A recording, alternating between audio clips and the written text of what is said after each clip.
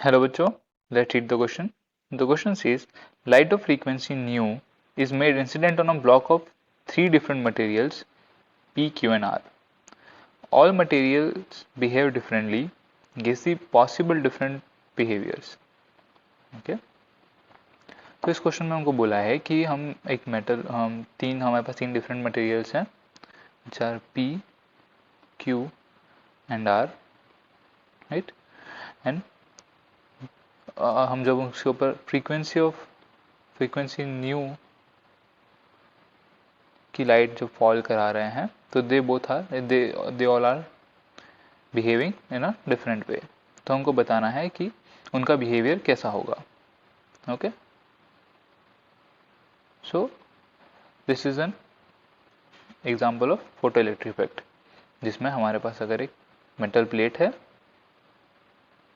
और उस पर इंसिडेंट लाइट आ रही है, तो अगर जो एनर्जी है और जो फ्रीक्वेंसी है लाइट की वो सफिशिएंटली हाई है तो the metal plate will eject an electron. Okay, so the key concept here is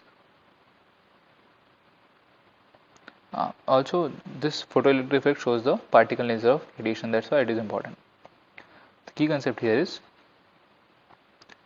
that for photoelectric effect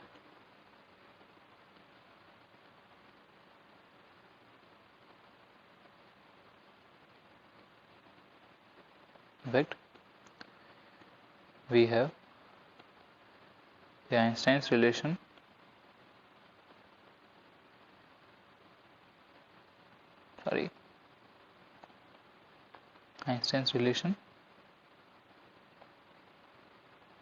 which is based on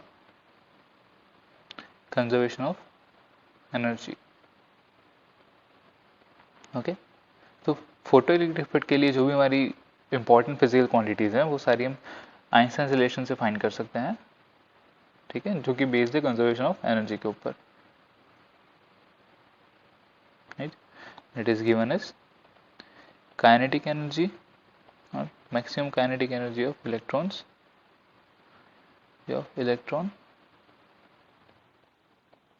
is equals to energy of incident photon minus the work function phi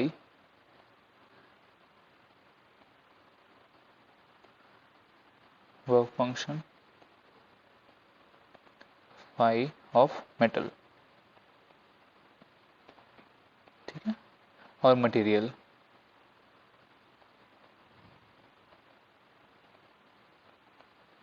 तो basically ये हमारा conservation equation show कर रहा है। अगर हम एक कुछ एनर्जी के फोटोन अगर हम इंसिडेंट करवाते हैं तो लेट्स से कि जो एनर्जी है वो काफ़ी ज़्यादा है, तो थोड़ी सी एनर्जी जो है वो इस इलेक्ट्रॉन को इस मेटल के जो सरफेस है उससे बाहर निकालने में लग जाएगी, और बाकी की जो बची हुई एनर्जी होगी वो सारी उसकी काइनेटिक एनर्जी में कन्वर्ट हो जाएगी इलेक्ट्रॉन की। ओके, तो mathematically we can write it like this, so half mv²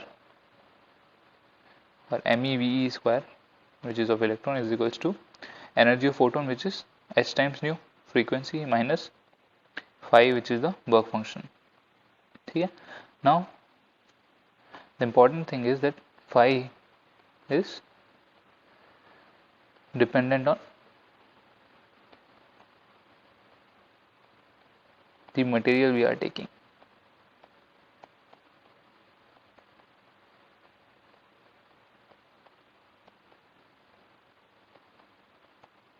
okay, इसका मतलब क्या है कि हमारा जो फाई है वर्क फंक्शन वो डिफरेंट मटेरियल के डिफरेंट होगा। हमको डिफरेंट एनर्जी देनी पड़ेगी फॉर डिफरेंट मटेरियल। हो सकता है कि किसी के अंदर हमको ज़्यादा एनर्जी देनी पड़ रही है इलेक्ट्रॉन को बाहर निकालने के लिए, और हो सकता है किसी में हमको कम एनर्जी देनी पड़ रही है इलेक्ट्रॉन को बाहर निकालने के लिए।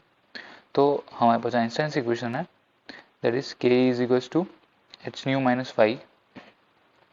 तो यहाँ पे जो एच है वो कॉन्स्टेंट है हमारा, राइट, और जो फाई है that is constant for a metal. जो काइनेटिक एनर्जी है that is depending on your frequency, right. तो अगर हम काइनेटिक एनर्जी वर्सेस फ्रीक्वेंसी देखें, काइनेटिक एनर्जी वर्सेस फ्रीक्वेंसी का ग्राफ देखें, frequency of photon,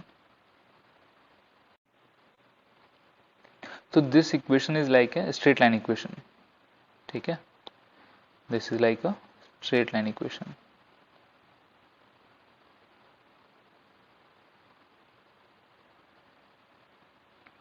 with slope h and intercept -5 और 5 sorry. तो अब अगर हम काइनेटिक एनर्जी वर्सेस फ्रीक्वेंसी का ग्राफ बनाएं, right, let me sorry, so let's say कि ये हमारा y एक्सिस पर है kinetic energy and x axis पर है हमारी फ्रीक्वेंसी। ओके, तो हमारा जो ग्राफ बनेगा that will be an straight line, that will be a straight line, right, with intercept -5. So let's say that is something like this. Okay, so हमारा जो slope होगा, स्लोप इज h, और ये हमारा जो होगा this will be the intercept, let's call it -5 1, this point is -5 1, let's say, ठीक है। अब क्या है कि अब ये तो हमारा हो गया एक मेटल के लिए, राइट। अब अगर हमारे पास तीन मटेरियल्स गिवन है different, let's say P, Q and R, right. तो अब तीनों मटेरियल, क्योंकि हमको क्वेश्चन में दे रखा है कि डिफरेंटली बिहेव कर रहे हैं, देयरफॉर इनके जो वर्क फंक्शंस होंगे वो भी क्या होंगे, different. Let's call this phi 1, phi 2 और phi 3, और let's just call them phi P, phi Q and phi R, ठीक है, such that phi P is greater than phi Q is greater than phi R, ठीक है। इसका मतलब क्या है कि हमारा जो phi P का इंटरसेप्ट है वो काफ़ी ज़्यादा नेगेटिव है, राइट। phi P जो है वर्क फंक्शन है, राइट। तो अगर हमारा phi बड़ा है मतलब वो नेगेटिव जो होगा, इंटरसेप्ट जो होगा नेगेटिव साइड में, मतलब कि अगर हम ग्राफ वाइज शो करें इसको, तो लेट्स से कि एक इस तरह ग्राफ होगा, दूसरा दिस पैरेलल टू दिस, क्योंकि इसका स्लोप भी सेम होगा इसलिए, राइट, एंड थर्ड ग्राफ भी होगा कुछ इस तरह से, राइट। सो जो सबसे बड़ा वाला इंटरसेप्ट है that is this is phi P, okay, and this is phi Q and this is phi R,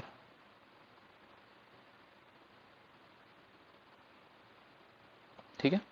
तो मतलब क्या है कि हमारे जो रिलेशन है काइनेटिक एनर्जी वर्सेस फ्रीक्वेंसी का, that is something like this, कि हमारा phi R, phi Q and phi P, और उसके कोरस्पॉन्डिंग ये जहाँ एक्स एक्सिस को कट कर रहा है विच इज दिस पॉइंट्स, ये पॉइंट और ये पॉइंट, राइट।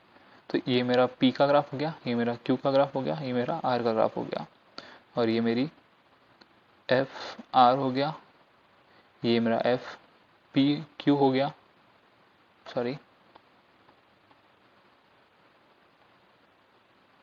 और ये मेरा F P हो गया, ठीक है। तो इससे मैं देख सकता हूँ कि जिसका इंटरसेप्ट ज़्यादा है उसकी वो काफ़ी दूर कट कर रहा है फ्रीक्वेंसी एक्सिस पे, राइट। जैसे कि Fp जो है वो फ्रीक्वेंसी एक्सिस पे काफ़ी दूर है, सिमिलरली Fq जो है वो उससे थोड़ा कम दूर है, और Fr जो है वो उससे थोड़ा कम दूर है। तो ये जो जहाँ पे कट कर रहे हैं फ्रीक्वेंसी को,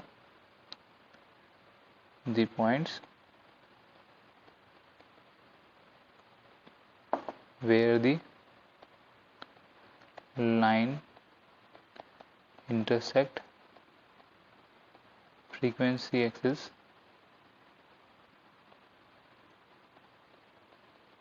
are the cutoff frequencies,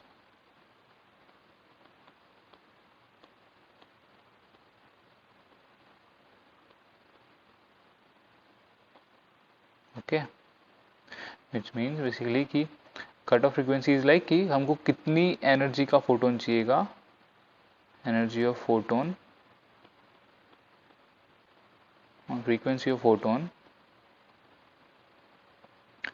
required to eject an electron.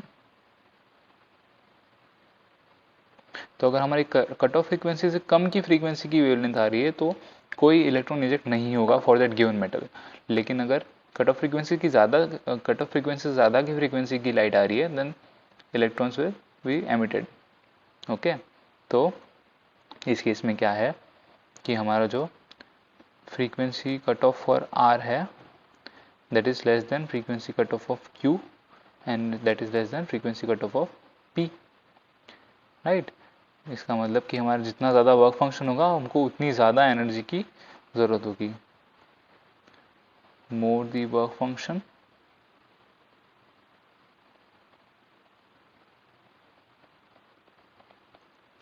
more the energy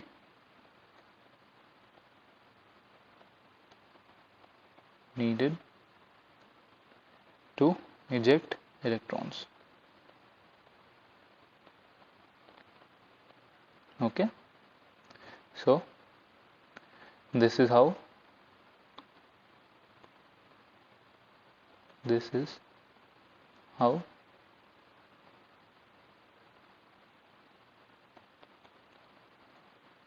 the kinetic energy of electrons, this is how the three materials